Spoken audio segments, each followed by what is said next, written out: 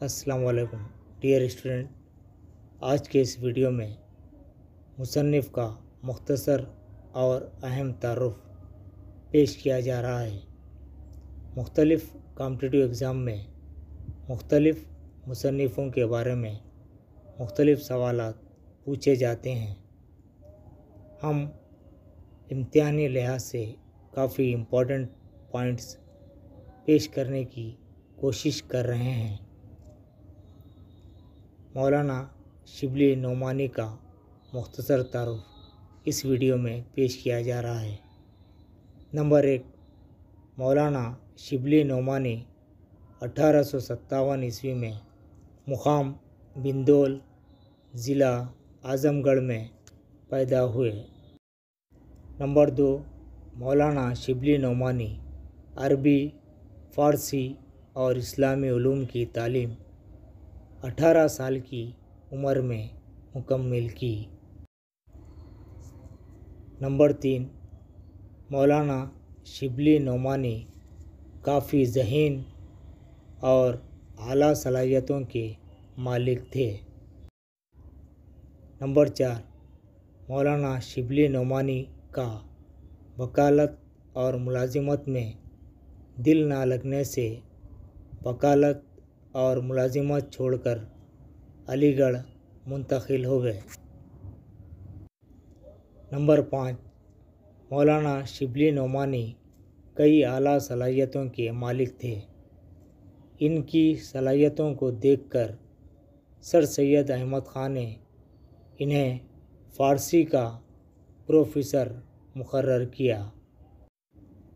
Number 6، مولانا شبلی نعمانی 16 سال تک علی گڑھ سے وابستہ رہے اور اپنے قلم کی باکمال صلاحیتوں سے سر سید تحریک کو کامیابی سے ہمکنار کیا۔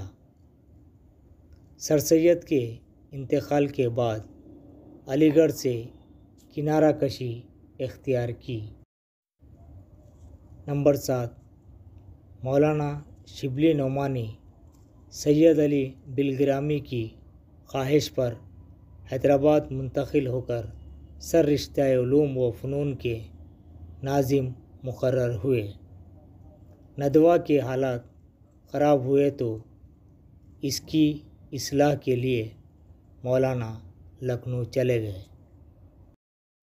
نمبر 8، مولانا شبلی نعمانی اپنی آخری عمر میں اعظم گڑھ میں رہتے ہوئے دارالمصنفین کی بنیاد ڈالی اور سیرت النبی صلی اللہ علیہ وسلم کی تصنیف میں مصروف ہو گئے۔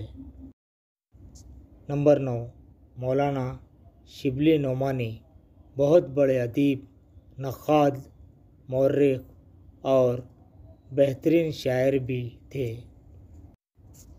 نمبر 10، مولانا شبلی نعمانی کی مشہور تصانیف سیرت النبی صلی اللہ علیہ وسلم، سفر نامہ مصر و شام و روم، الکلام، الفاروق، علم الکلام ہیں۔ نمبر 11، مولانا شبلی نعمانی کی دیگر تصانیف المامون، موازین انیس و دبیر، شعر العجم، سیرت النعمان، سوانح مولانا روم اور الغزالی ہیں۔ نمبر 12، مولانا شبلی نعمانی کا انتقال 1914 عیسوی میں ندوہ لکھنؤ میں ہوا۔ ڈیئر اسٹوڈنٹ، یہ تھا مختصر تعارف مولانا شبلی نعمانی کے بارے میں۔ انشاءاللہ یہ ویڈیو مختلف کمپٹیٹیو ایگزام کے لیے مفید ثابت ہوگا۔ ویڈیو بنانے کا مقصد یہ ہے کہ ڈیجیٹل اردو کنٹینٹ میں اضافہ ہو سکے اور اردو زبان کو بھی فروغ حاصل ہو سکے۔ ڈیئر اسٹوڈنٹ، ان ویڈیوز کو ضرورت مند طلباء میں شیئر کیجیے تاکہ ہماری ہمت افزائی ہو سکے۔ انشاءاللہ ہم وقت کے لحاظ سے مختلف مضامین کے مختلف ویڈیوز پیش کرنے کی کوشش کریں گے۔ ہمارا مقصد مختلف کمپٹیٹیو ایگزام کے لیے امتحانی نقطہ نظر سے مفید امپورٹنٹ پوائنٹس کو پیش کرنا ہے۔ یوں تو یہ سب آپ کو معلوم ہے، آپ کی معلومات میں سے ہیں، آپ پڑھا رہے ہیں، کئی اس میں ٹیچرز بھی ہے اور کئی اسٹوڈنٹس بھی مطالعہ کرتے رہتے ہیں، یہ سب معلوم ہے، لیکن ہم اس لیے ویڈیو بنا رہے ہیں تاکہ آپ کے نالج کو ریکال کر سکیں۔